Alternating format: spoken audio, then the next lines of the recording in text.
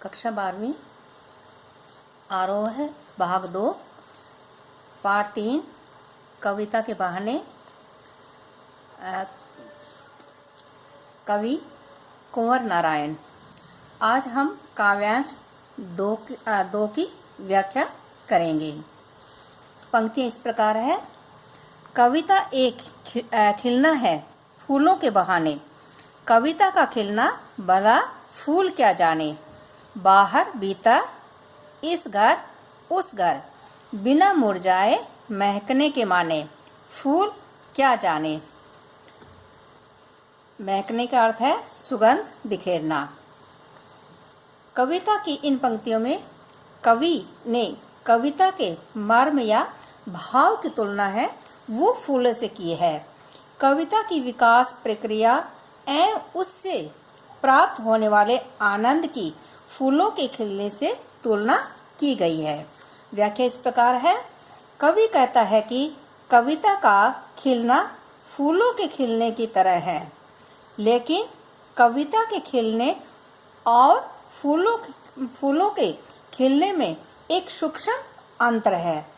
यह है कि फूल के खिलने के बाद उसके जीवन और तत्पश्चात मुरझाकर समाप्त हो जाने की एक निश्चित अवधि एवं नियति होती है, जबकि कविता एक बार विकसित होकर जीवन पाकर अमर और अमिट हो जाती है।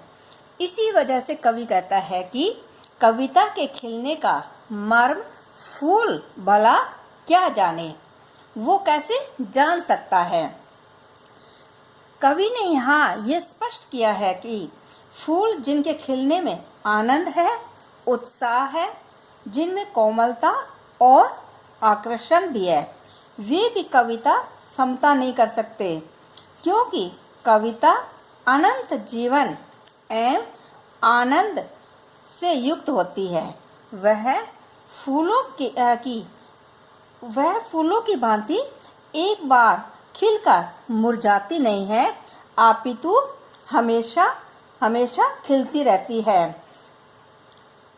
अपितु सदैव नए अर्थ ग्रहण करके विकासशील एवं जीवंत बनी रहती है। इन पंक्तियों का काव्य सौंदर्य इस प्रकार है।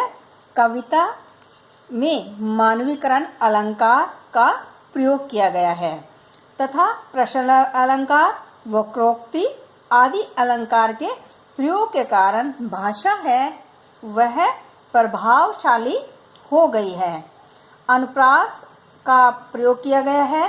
खिलना भला फूल क्या जाने, यहाँ अनुप्रास अलंकार है।